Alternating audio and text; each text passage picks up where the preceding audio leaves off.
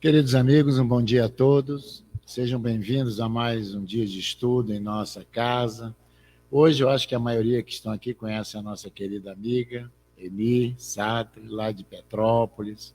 Já estamos comentando aqui agora há pouco, colaboradora da nossa instituição, quando ela tinha uns 3 anos de fundação. Você vê, então, eu estava até conversando com ela que ela já faz parte da família SEAC, né? E depois da pandemia, realmente estamos aqui, né? Nos encontrando pessoalmente. É muita alegria para nós recebê-la aqui hoje em nossa casa. E então, sejam bem-vindos aí, os primeiros, né? Os que estão vindo à nossa casa pela primeira vez. Eu acho que não vejo que seja a primeira vez. Tem alguém chegando aí pela primeira vez em nossa casa? Tudo bom? Bom, então nós vamos, para darmos início, como sempre, vamos ler uma página da obra Minuto de Sabedoria, do professor Carlos Torres Pastorino, em que a mensagem é de número 135, para a nossa reflexão inicial. Se está enfermo, não se impressione. Qualquer mal ou aparência de mal é coisa passageira. A única essência eterna e real é Deus, que é todo o bem, a saúde perfeita, a felicidade integral, a alegria sem sombras. Se a doença o está experimentando, procure unir-se mentalmente à energia cósmica, que lhe penetra o organismo juntamente com o ar que respira. E busque assim o revigoramento e a purificação de todas as suas células. Assim, meus amigos, feita a nossa leitura inicial, possamos, para abrirmos o nosso estudo desta manhã, elevar nossos pensamentos, como sempre evocando a luz espiritual desse planeta, Jesus, o meigo Rabi, mestre de nossas almas, igualmente médico de nossas almas. Porque, não obstante, temos tido contato com a sua mensagem libertadora há mais de 2000 anos. Permanecemos ainda enfermos, necessitando de nos alimentar definitivamente do remédio e da receita que ele nos legou, que se encontra no seu evangelho de amor.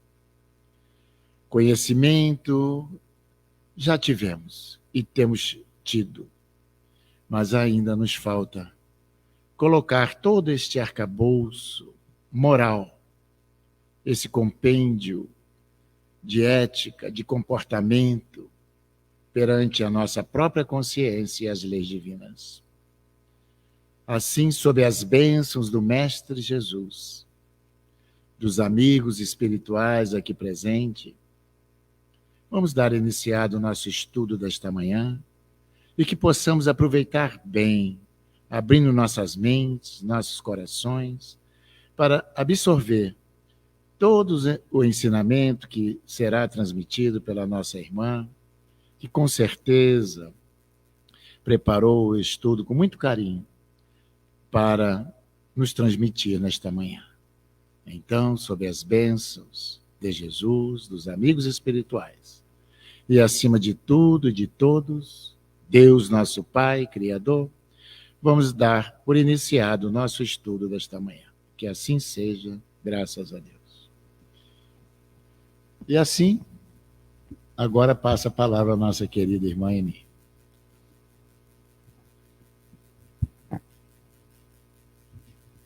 Bom dia a todos.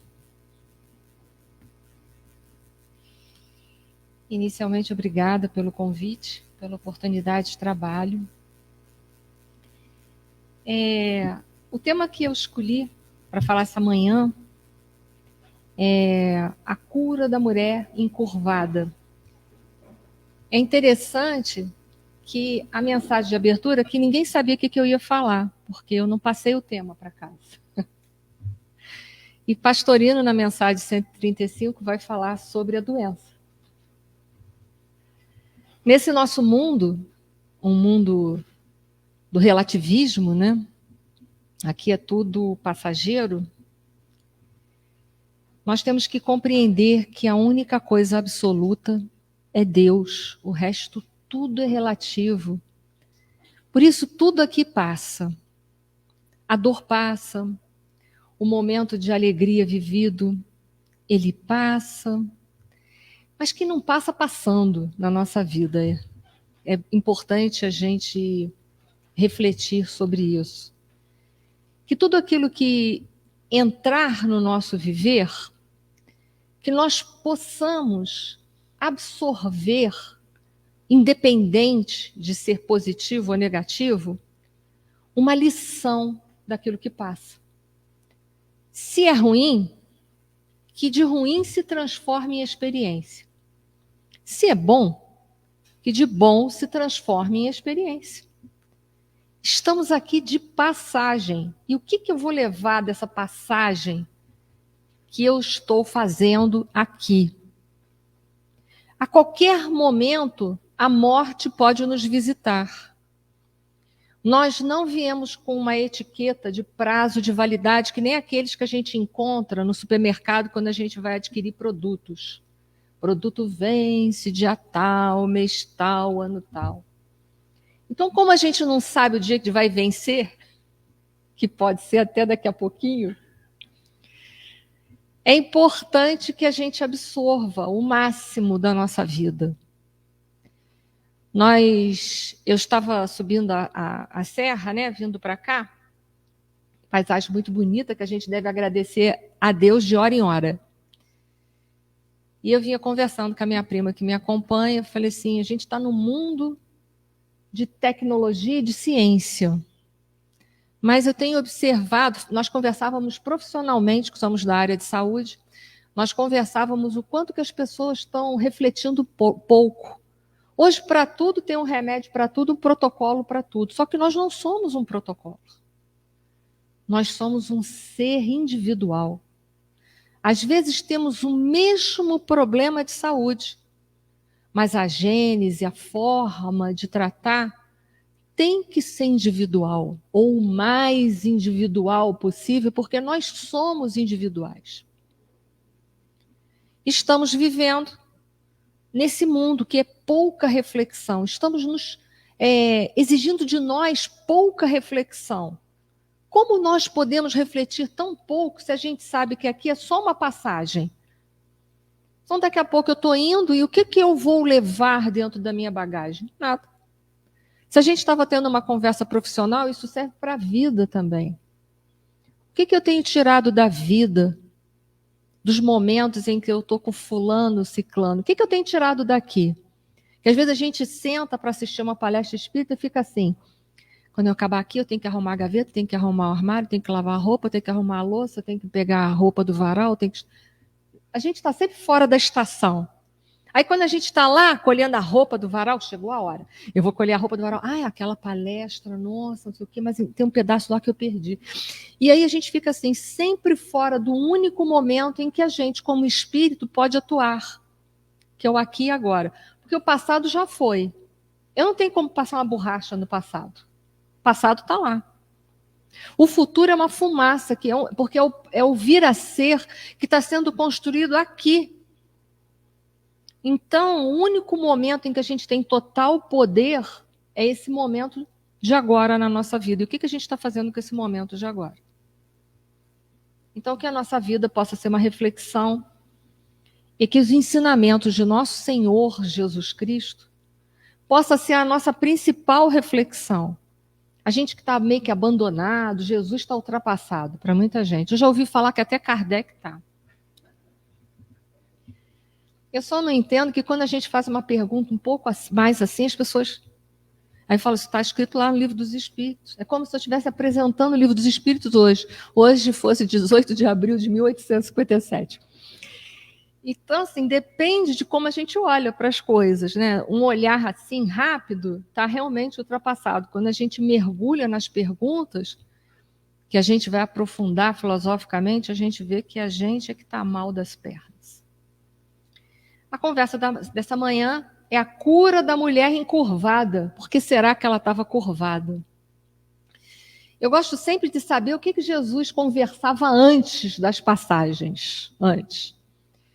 Porque é importante aonde ele estava, o que ele conversava. Então, para a gente não estender muito, mas o que ele conversava antes de falar dessa passagem da mulher encurvada? E ele tinha acabado, que isso está no Evangelho de Lucas, capítulo 13. Ele tinha acabado de conversar com os discípulos sobre a parábola da figueira estéril. Lembra aquela parábola que Jesus está andando enquanto uma figueira e aquela figueira não tem figos? Né? E Jesus parece que amaldiçoa. Mas Jesus não amaldiçoa ninguém, como Deus também não amaldiçoa ninguém. Mas sem entrar nessa parábola, que não é essa a questão. Mas qual era o cerne dessa parábola? Ela falar que um figo, uma figueira está estéril. O que estava improdutivo? O que não produzia flores e frutos? Deveria ser a pergunta. Porque é uma parábola, então é uma linguagem simbólica. O que não estava oferecendo flores e frutos era o povo judeu. Porque a figueira, o figo simboliza o povo judeu, o indivíduo.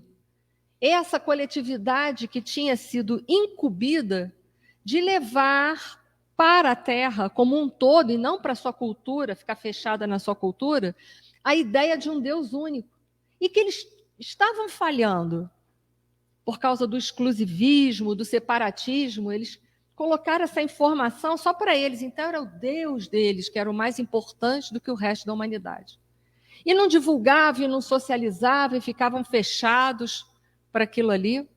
E Jesus estava simbolicamente fazendo uma reflexão, falando do comportamento de um povo que tem uma característica comportamental exclusivista e separatista, e, ao mesmo tempo, fazendo uma crítica construtiva, mas severa, para os representantes daquele povo, que eram os doutores da lei, porque aquele governo era um governo teocrático. Então, um doutor da lei, ele não só tinha uma autoridade religiosa, mas uma autoridade política. Ele estava fazendo uma crítica construtiva, mas chamando a atenção ali com firmeza, para que os discípulos pudessem ter uma noção, se perceberem a situação, que uma mensagem que está toda permeada pelas leis de Deus não pode ficar circunscrita a um povo.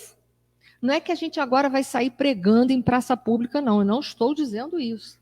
Porque a maior pregação que a gente pode fazer é o nosso comportamento, a nossa conduta diante da sociedade. Acima de tudo, era mais ou menos isso que Jesus estava querendo falar para a gente. Não é para a gente agora sair tentando converter ninguém a ser espírita, a ser cristão. Cada um é o que dá conta.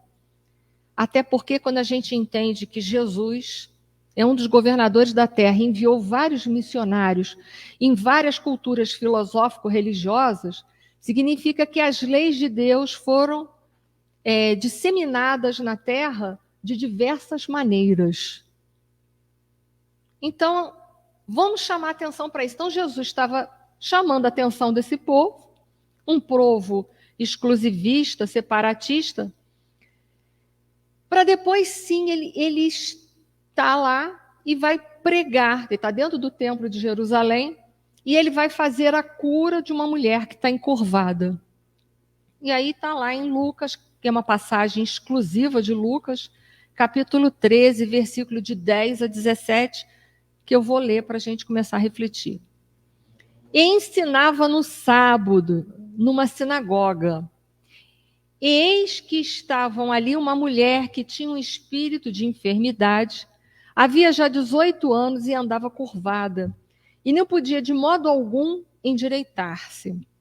E vendo-a, Jesus, interessante, Jesus viu, né? E vendo-a, chamou a si e disse-lhe: mulher, está livre da tua enfermidade. E pôs as mãos sobre ela e logo se endireitou e glorificava a Deus. Interessante, uma cura instantânea. E logo ela glorificava a Deus. Isso é bom a gente chamar a atenção disso. E tomando a palavra, o príncipe da sinagoga, o responsável, indignado, ele estava numa sinagoga, indignado, porque Jesus curava no sábado. Disse à multidão, 6 dias, isso é o príncipe da sinagoga, o responsável, 6 dias há em que é mister trabalhar, nesses dias, nesses 6. Pois vinde para serdes curados, e não no dia de sábado. Então tinha 6 dias para curar, e justamente Jesus cura em sábado. Vê se pode, né? Um protocolo todo certinho. Jesus mais me pareceu um subversivo ali. Com protocolo, tudo direitinho. 6 dias, justo no 7º ele vai curar. Ora bolas. Respondeu-lhe, porém, o Senhor e disse, hipócrita, no sábado não desprende da manjedoura cada um de vós o seu boi ou jumento e não o leva a beber? E não convinha soltar desta prisão no dia de sábado esta filha de Abraão, a qual 18 anos Satanás tinha presa? E dizendo ele isto, todos os seus adversários ficaram envergonhados e todo o povo se alegrava por todas as coisas gloriosas que eram feitas por ele.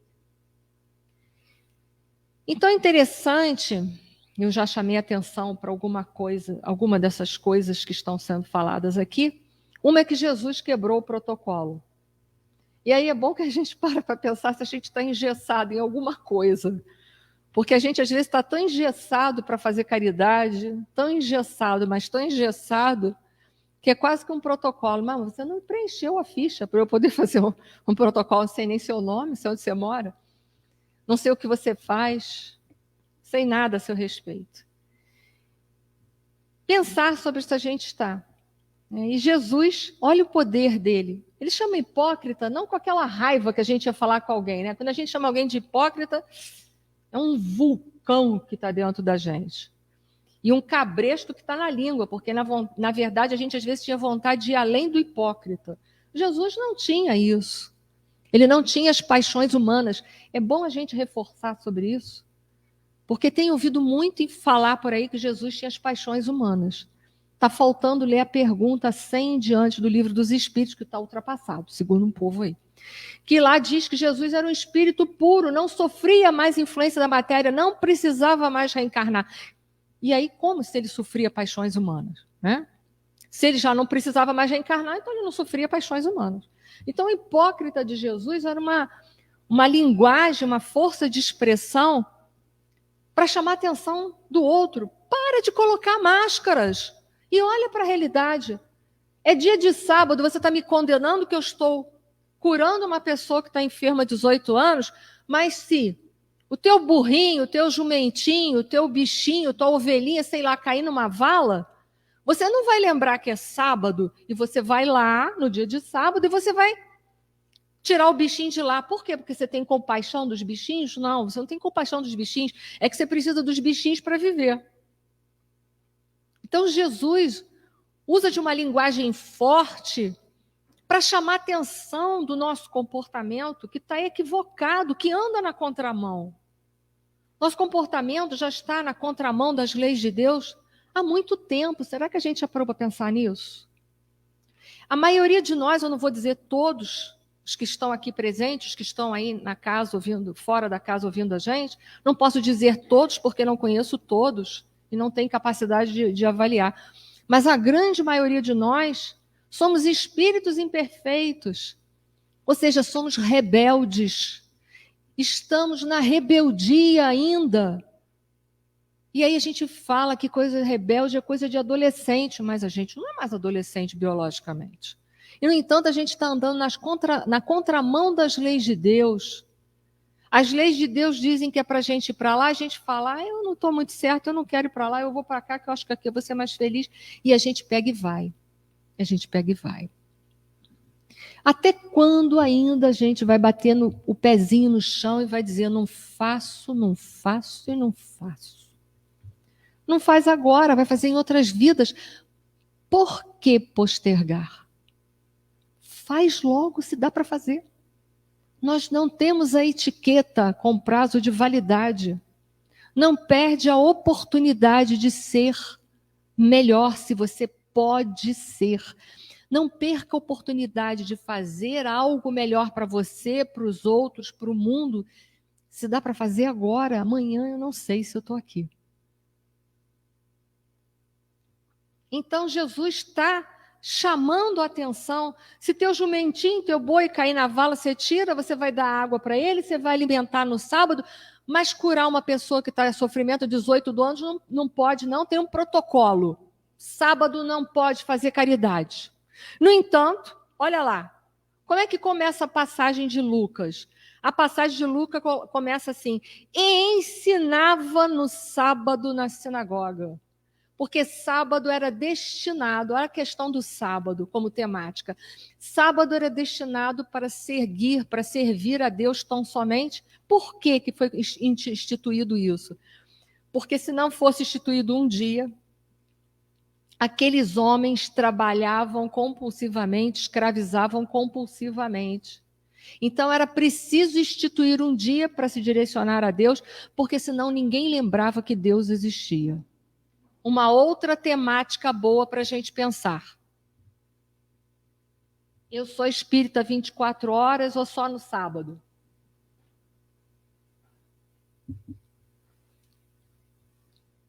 Que antigamente era assim. A gente pecava 6 dias, no domingo se confessava e na segunda continuava pecando. É só chamando atenção para aquilo que a gente fez. A gente fala assim, eu sou espírita, mas a gente já foi de outras religiões no passado. Quem garante, assina embaixo, que nós não fomos. Então a gente vem de uma época que era assim, era natural. Fazia-se de conta que se mudava, era o faz de conta. E hoje, no século XXI, a gente está fazendo de conta. Vocês querem ver quer que eu prove que a gente está vivendo no faz de conta? Abre o Instagram. Alguém hoje postou que acordou surumbático e macambúzio, com crise de frustração existencial? Me mostrem a postagem. Todo mundo sorrindo. Lindo, mostrando os lugares que foi, os melhores restaurantes, as melhores paisagens. Ninguém colocou assim, hoje eu estou em crise existencial. Acordei com vontade de desconectar o pescoço do fulano de tal do tronco. Ninguém coloca isso. No entanto, isso são sentimentos humanos, ainda presentes em nós, em muitos de nós. E a gente não coloca isso por quê? Porque isso é feio. Vou fazer de conta que sou santificado. Feliz da vida, bem resolvido. Acaba de postar uma foto assim, quando desliga a câmera já está em lágrimas porque está com crise de existência. E por que temos estas crises? Porque não entramos em contato conosco. Há dias que a nossa frustração quase que suplanta a nossa realidade. E é assim. O que a gente faz com ela? Cuida dela, que é muito bom. Até porque ela é nossa. Então, Jesus ensinava num dia de sábado. Mas eis que Jesus não só ensinava. Ele não teorizava. O que ele faz minutos depois? Ele cura. Então, ele ensina e ele pratica. Independente de preceitos, de protocolos rígidos, engessados, ele faz o que tem que ser feito, quando precisa ser feito. E olha que esta mulher não veio a Jesus e fala, Senhor, estou 18 anos encurvada, não consigo levantar a minha cabeça, dava para quebrar um galho e curar, pelo menos melhorar um pouco o panorama, eu poder esticar um pouco. Ela não pediu nada. Jesus a olhou e identificou, era uma certa mulher que nós não sabemos nome, não sabemos nada dela, mas com certeza quando Jesus olhou, ele sabia tudo sobre ela. Outra coisa, Jesus sabe tudo sobre a gente. Até o que a gente não conta para ninguém. Então, era outra questão. Jesus observou aquela mulher lá à distância, que tinha 18 anos, que ela estava sofrendo uma enfermidade. O número 18 aí era usado nessa cultura porque era um número simbólico. Significava aprovação, expiação. Então, era um ciclo de vida que essa mulher estava encerrando. Isso eles sabiam provavelmente. Eles já se conheciam, já se sabia de comunicabilidade dos espíritos, de reencarnação. Orenir. Ué, se Moisés proibiu a comunicabilidade é porque podia comunicar, né? Como é que você vai proibir uma coisa que ninguém pode fazer? Só se proíbe aquilo que pode. Só se contesta aquilo que se conhece. Eles conheciam sobre tudo isso. Não era o que passava para o povo em geral. Que triste. Hoje a gente tem a oportunidade de divulgar isso a nível de internet. Vai para todo mundo. Não é mais segredo. Que delícia isso. Pensar que a gente alcançou esse momento. Então, é claro que Jesus olhou e naquele panorama, ele aproveitou para exemplificar. Nada adianta teoria sem prática. Então, eu venho aqui, falo de Deus, Deus é bondoso, misericordioso, arará. Mas olha só, fica para amanhã, traz a senha, amanhã eu te curo. Ele olhou e falou assim, agora que eu estou vendo ela, já que eu avistei, eis a oportunidade que não pode perder. Lembra que a vida é feita de momentos e que vai passando? Jesus não perdeu o momento e a oportunidade de ser bom. A gente não deve ser bom porque alguém vai dizer, ela é tão boazinha. A gente deve ser bom porque é bom ser bom. Ponto final. Mesmo que ninguém estiver olhando, até é bom que ninguém olhe. Eu me recordo que em época de pandemia,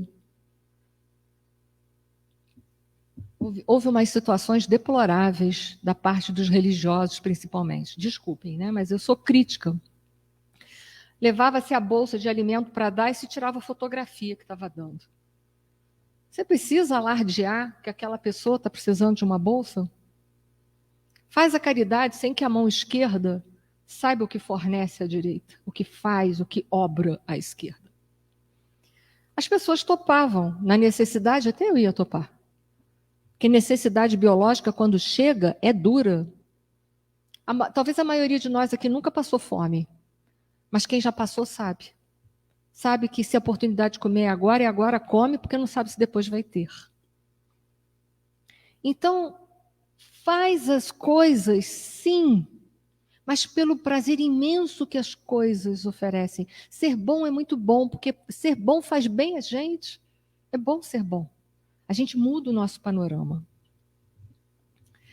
Então, Jesus, ele aproveita para exemplificar o ensinamento. Então, a gente já viu a questão de sábado. Essa passagem vai falar sobre a questão dos protocolos que as religiões colocam. Você já pensou se eu agora passo mal? Senhor, eu faço uma prece para Deus. Senhor, eu estou passando muito mal. Minha filha, hoje é sábado. Hoje é dia de me glorificar, não vai dar para fazer nada por você. Já pensou se Deus fosse assim? Ou se Deus ajudar... Deus não descansa. Já pensou se Deus só fizesse o bem porque a gente faz o bem? Eu estava frita. Eu não sei vocês. Mas ainda bem que Deus não leva isso em consideração. Ele é bom porque é bom e é ponto. Ele é bom para os maus, ele é bom para os bons, ele é bom e é bom. A nossa caridade é cheia de protocolo. Se você merecer, quem sabe? Né? Você vai botando ali, vou fazer um checklist. Se passar no checklist, eu faço. Se não passar, eu não faço. Então, Deus é bom e é bom. De um outro lado, a gente vai ver os sofrimentos humanos, porque havia uma mulher que sofria uma enfermidade que fazia ela ficar curvada. Há aí discussões, se a gente for pegar para estudar. Havia discussões. Esta mulher, ela está encurvada. Ela está encurvada porque ela sofria de obsessão ou era algo emocionalmente que influenciava essa mulher ter essa postura. Vamos olhar pelos dois lados. Pronto, sem discussão, se era isso, se era aquilo. Vamos chegar ao que interessa. Vamos avaliar os dois aspectos. Alguém pode ter uma postura A ou B por uma questão emocional? Quero dizer a vocês, a nossa postura diz quem somos. Isso já há muito tempo estudo sobre isso. A psicologia sabe. A nossa postura informa quem somos. Então, assim, uma postura pode demonstrar um determinado comportamento emocional que precisa ser trabalhado. Eu, até como profissional da área de saúde, eu sou fisioterapeuta também, e a gente sabe que algumas posturas que o paciente adota, a gente coloca ele posturadinho no final da sessão, ele está lindo. uma hora depois ele está na postura errada de novo. Por quê? Porque existe todo um condicionamento emocional que manda informação para o nosso corpo. Nós mandamos no corpo, né? Não é assim? E mandamos com aquilo que temos, com a bagagem emocional e espiritual que possuímos.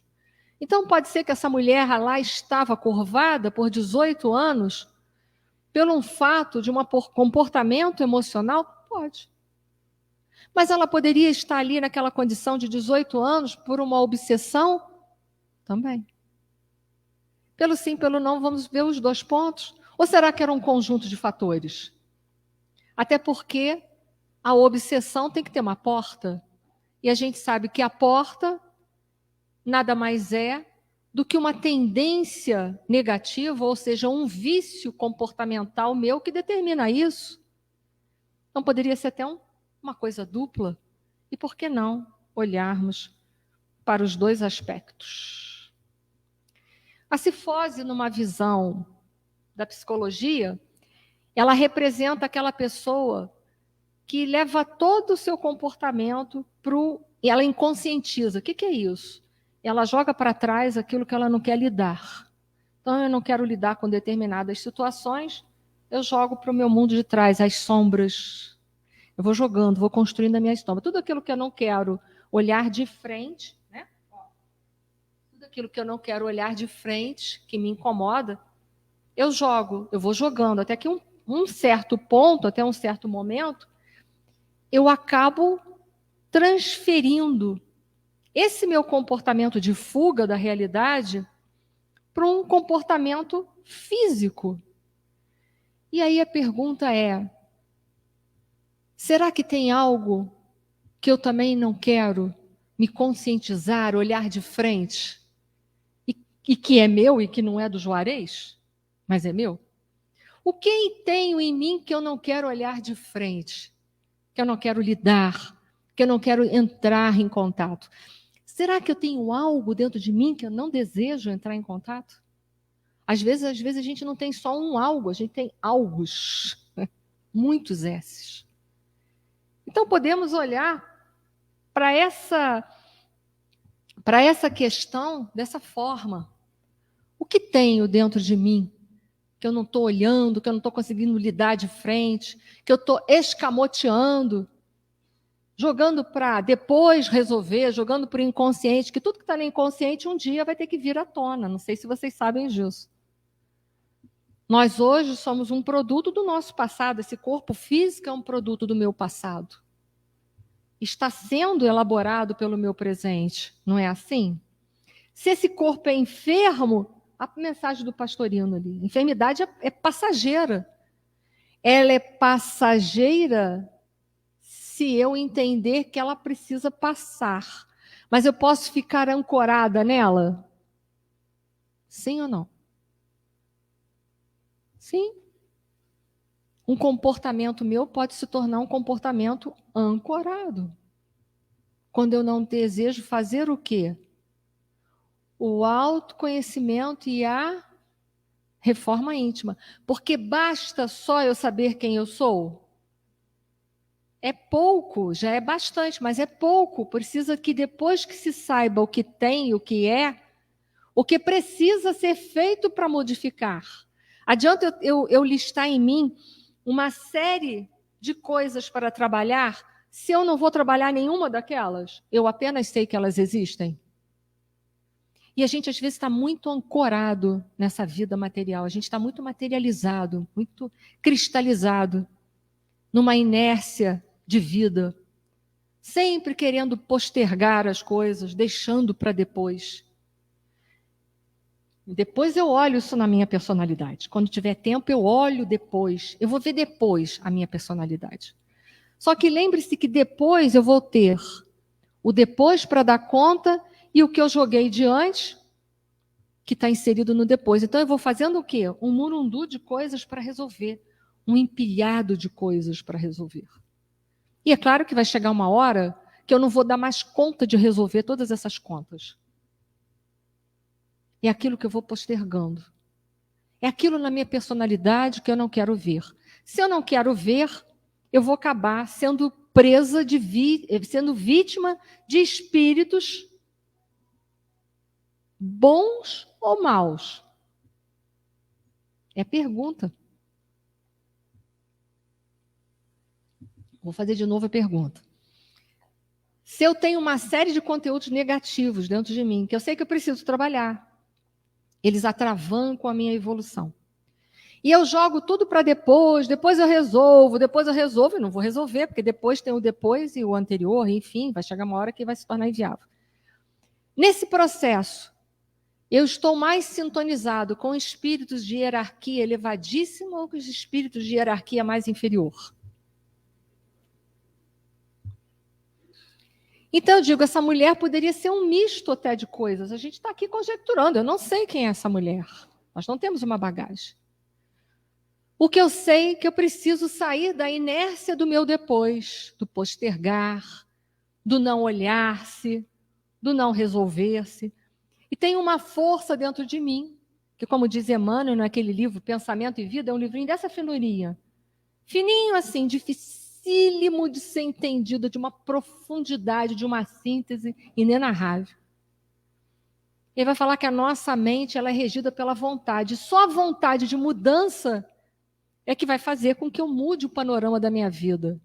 Mas às vezes a gente faz assim, eu tenho vontade, tenho tanta vontade de ser uma pessoa melhor, tenho vontade de fazer regime para emagrecer. Segunda eu começo, aí segunda alguém me leva uma pizza. Eu olho assim, eu gosto tanto de pizza. Faz o seguinte, vou comer a pizza hoje, começo na outra segunda. Aí na outra segunda, alguém leva um bolo. Nossa, mas esse bolo eu gosto tanto. Seguinte, eu como o bolo hoje e deixo para outra segunda. Quando eu vejo, a encarnação acabou. A vontade está fraca. Então, assim como a gente vai na academia para fortalecer os músculos, a gente tem que fortalecer a vontade. A vontade vai movimentar o meu sentimento. Quando eu movimento os meus sentimentos, que eu tiro eles daquele marasmo existencial, eu vou estar gerando uma ação, não é assim? Quanto mais eu repito uma ação, eu vou gerando o quê? O meu destino, a minha personalidade, o meu caráter. Aliás, a ação vai gerar hábitos que vai gerar o meu destino, que vai gerar minha personalidade, o meu caráter, que vai gerar o meu karma. Não sei se vocês sabem disso. Tudo isso para falar essa história para vocês. Então, é a minha vontade. Se ela não estiver direcionada, o karma vai ser como?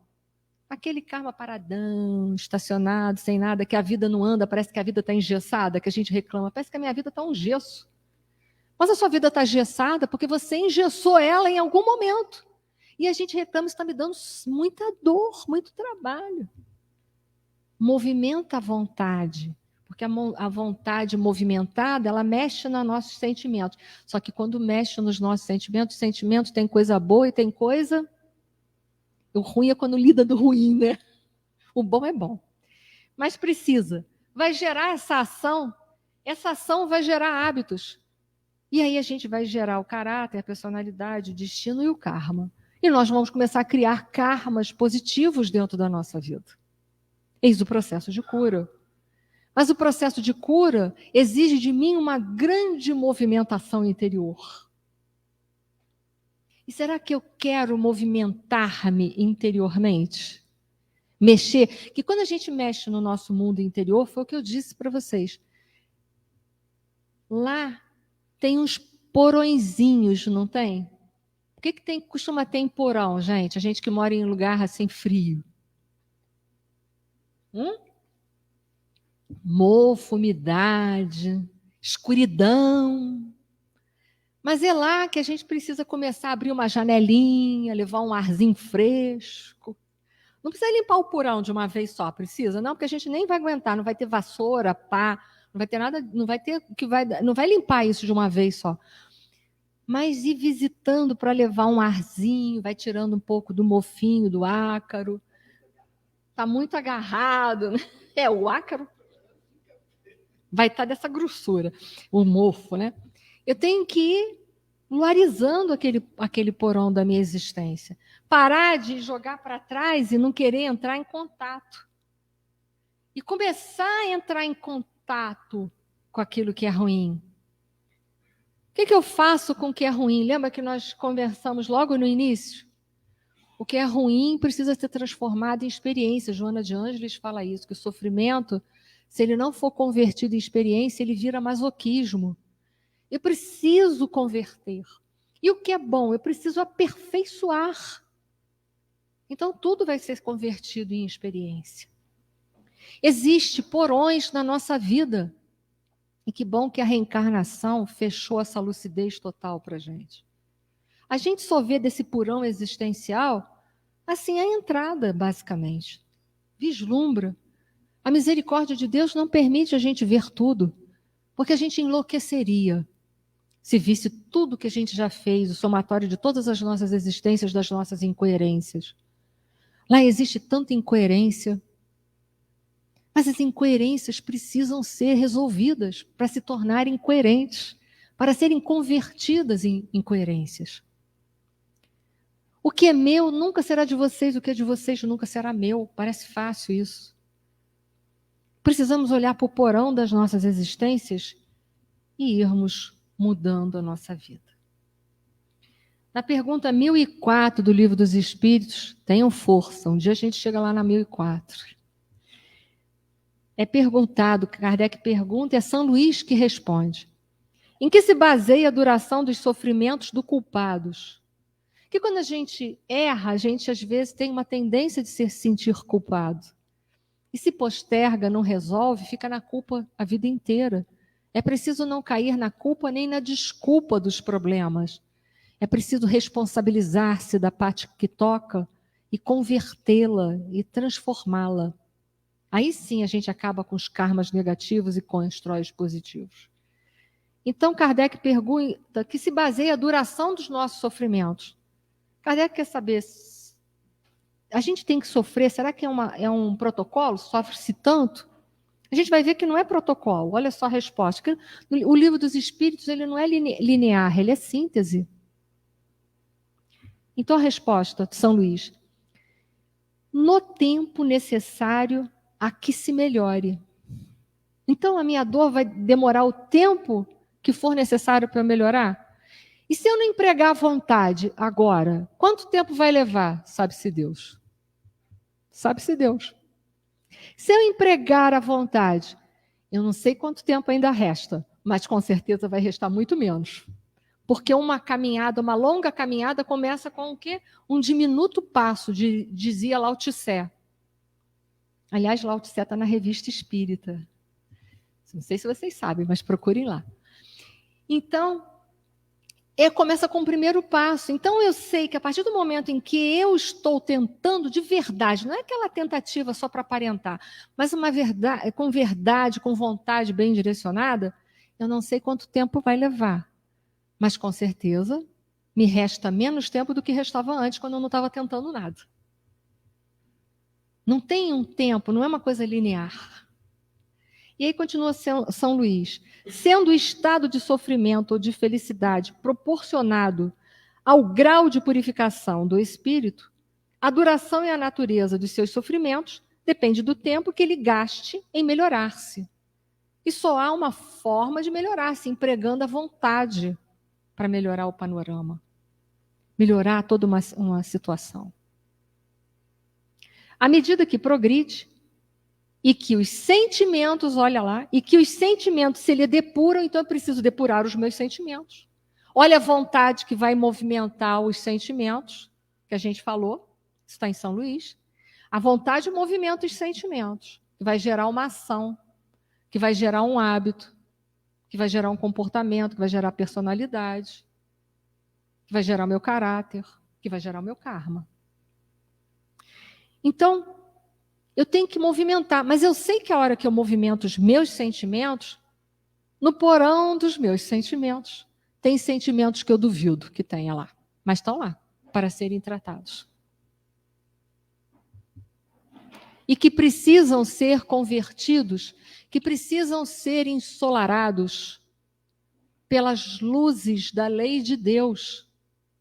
Eu preciso, então, educar os meus sentimentos que estão deseducados.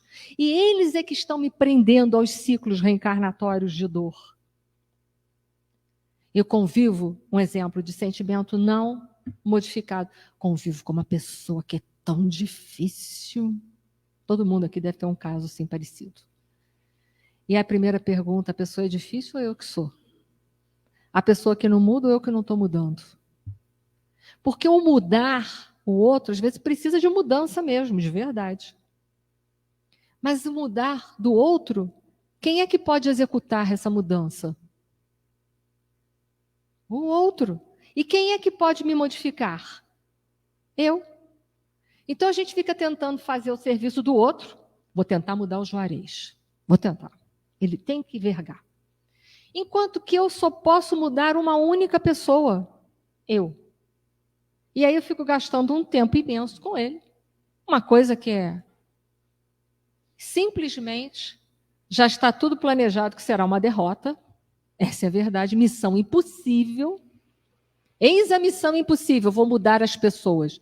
Missão impossível.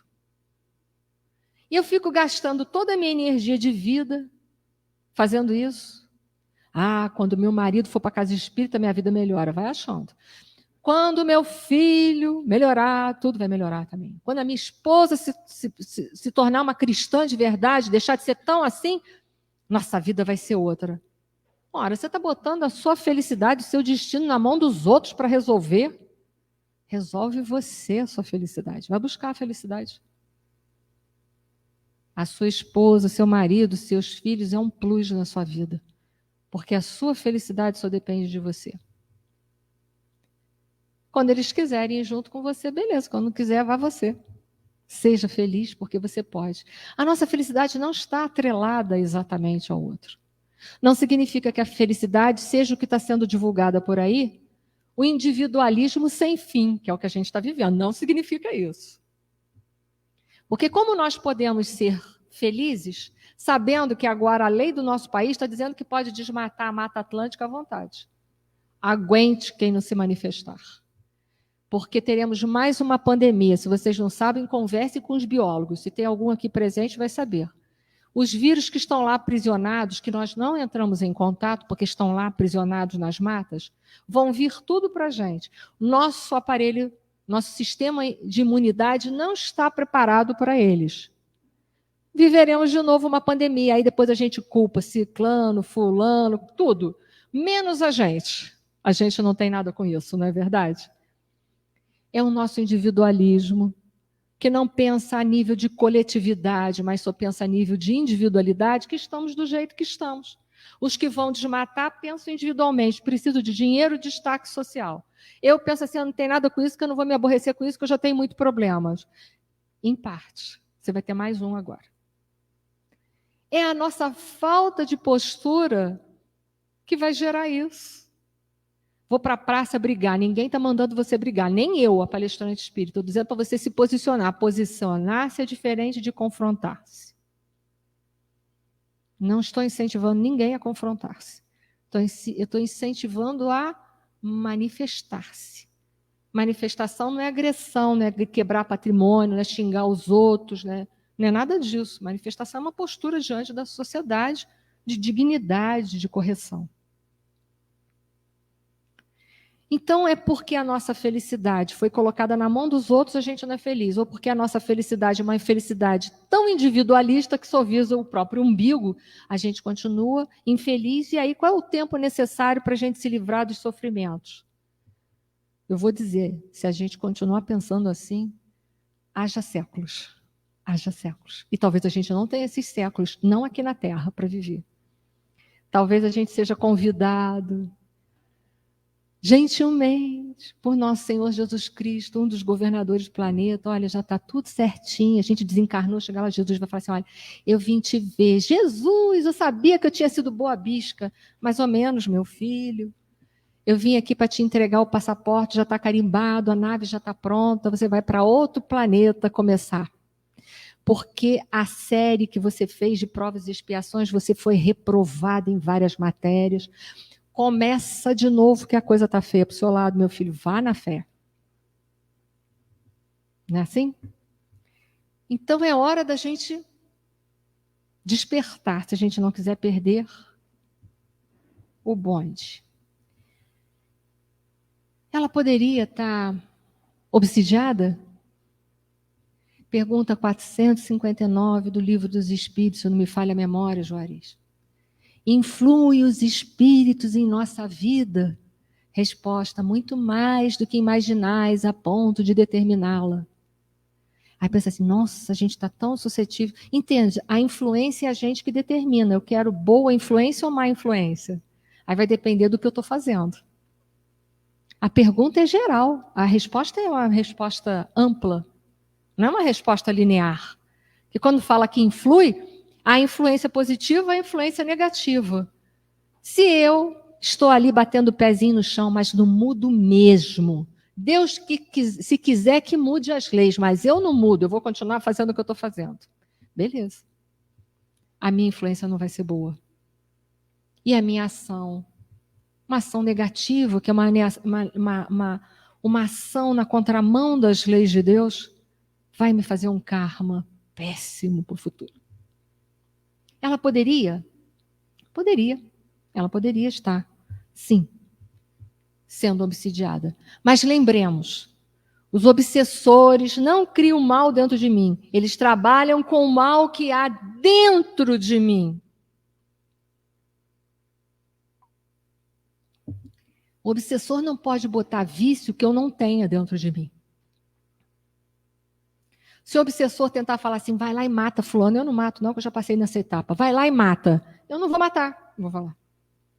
Mas talvez tenha outra coisa que eles falam, faz, eu vou falar assim, é tão bom fazer aquilo de novo. A gente gosta de fazer vícios. A gente está tão habituado aos vícios. Quer ver? Lembra da comida? Segunda-feira eu começo a dieta. Ah, mas é tão gostoso comer aquela pizza que me engorda, que aumenta o meu colesterol. Só desgraça, né? Mas a gente gosta. Se a gente tivesse conscientizado, nem pensar que ele é gordura pura. Meu colesterol vai mal das pernas e eu estou sobrepeso. Nem pensar. E aí eu me abstenho. Mas a gente fala assim, é tão gostoso, né? E vai. Depois a gente diz que não gosta dos vícios, não. E vai. E aí os obsessores não colocam mal dentro de mim. Eles trabalham com o que eu já tenho. Se eu tenho o vício da gula, come muito, Enir. Se eu tenho o vício da fofoca, Enir, olha lá para o outro lado. Olha a vida do fulano. Olha o que o vizinho está fazendo. Eu cuido tanto da vida dos meus vizinhos que eu vou contar uma coisa para vocês. Um dia eu estava na frente da casa com a minha mãe. Eu olhei assim, mãe, o fulano de tal construiu uma garagem de caminhão. Caminhão, hein? Garagem de caminhão. Minha mãe falou assim, Enia, já tem 2 meses. Eu, muito prazer, garagem. Você vê, não era uma garagemzinha para botar um carro compacto que nem o meu. Era uma garagem de caminhão. Vocês têm noção do tamanho de uma garagem de caminhão, né? Eu só vi depois de 2 meses prontos, era a notícia mais nova que eu tinha do vizinho. Então, os meus obsessores não podem me pegar pela fofoca, vão poder pegar por outra coisa, mas por aí não. Eu não cuido da vida dos outros. Eu não dou conta da minha.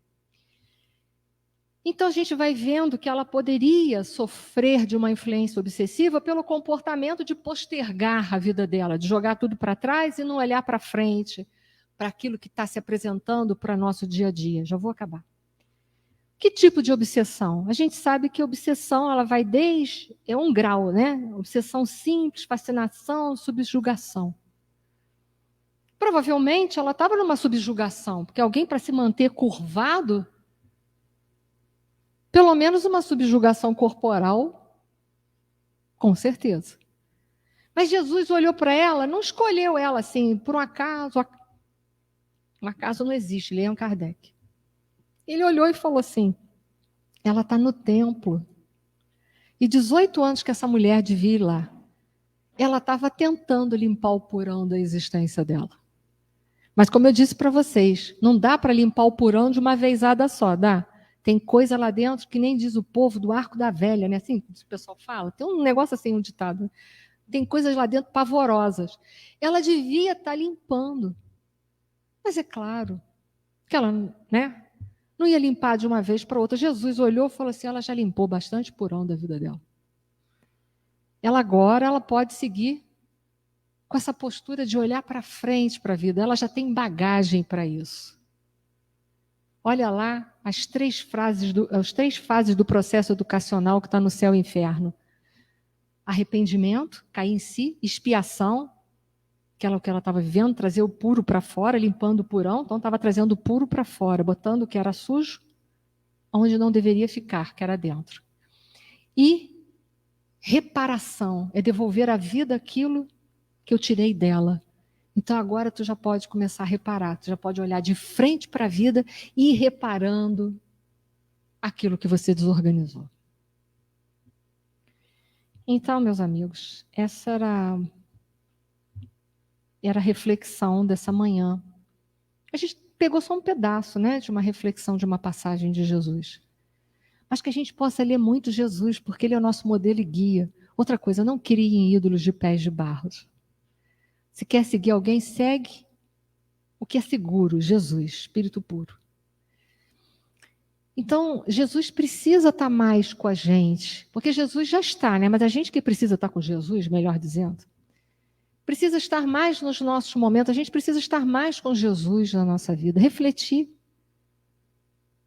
Jesus não está ultrapassado porque passou de 2000 anos, Kardec também ainda não, sinto dar essa informação. Não está. É preciso que a gente olhe com os olhos de profundidade, que a gente quer coisa só superficial para passar o tempo. Coisa superficial para passar o tempo é cantilena, conversa para boi dormir no popular. E a gente não pode dormir não, a gente tem que acordar, porque senão a gente não vai poder ingressar no mundo de regeneração. Não deixa ninguém colocar vocês para dormir não. Acordem para a vida, enquanto há tempo para ser vivido. Que uma manhã de paz, de amor, e que Jesus possa estar sempre permeando o coração de vocês e o meu também, que eu também preciso de Jesus. Muito obrigada. Assim, amigos, agradecemos a nossa querida amiga trazer esta passagem para a nossa reflexão, né? Para ver se realmente estamos nos movimentando, não é? Que grande parte nós nos acomodamos com os nossos maus hábitos. E o que a Eli colocou muito bem, né? Pior de tudo é que nós gostamos. E se gostamos, o mundo espiritual tem muitos que gostam também. Aí cria-se essa ligação aí, né? Que nós chamamos de obsessão em vários graus. Então é importante a gente procurar, conforme ela falou, ir limpando o purão, né? Lá, do nosso inconsciente profundo, onde está armazenado grande parte de nossas mazelas, e uma delas que origina todas as outras, o egoísmo e o orgulho, que nos dificulta muito esse olhar para dentro e buscar nos conhecer melhor. Então, que nesta manhã possamos realmente refletir na mensagem trazida pela nossa companheira e que possamos fazer esse movimento para dentro de nós mesmos, né? Quando Jesus nos disse vigiai e orai, não é a vida alheia. Vigiai e orai para dentro de nós, para o nosso comportamento, pela nossa maneira de ser, de pensar, de agir, de se relacionar com o mundo, com o nosso semelhante, com a natureza, que isso, da maneira como nos comportarmos, com certeza as consequências podem ser boas ou ruins.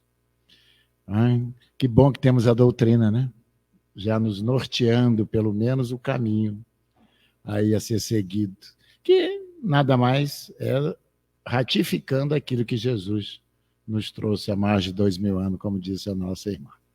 Então, agora estamos já preparados, harmonizados, para passarmos para a nossa segunda parte, que é o momento dos passos, né?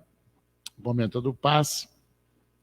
Então, que possamos permanecermos nessa faixa vibratória, abrindo nossas mentes, nossos corações em prece, sintonizando com esse Jesus amado, este sol espiritual desse planeta. Pois ele deixou bem claro que ele era a luz do mundo, e todo aquele que o seguisse jamais se encontraria em trevas, mas teria a luz da vida.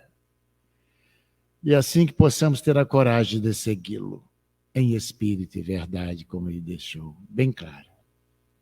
E nesse momento em que aqui encontra-se essa espiritualidade amiga, esses mentores que com certeza já fizeram o seu dever de casa, reformando-se no sentido de sempre vibrar no bem, agir no bem. E eles estão aqui para nos fortificar, nos dar coragem para seguirmos em frente. E assim, nesse momento em que os companheiros que irão aplicar os passos estarão dando de si essa energia para que penetre em nosso íntimo e nos traga o equilíbrio, a harmonização. Então, junto com essa espiritualidade amiga, vamos dar início ao nosso trabalho de passe desta manhã. Que assim seja, graças a Deus.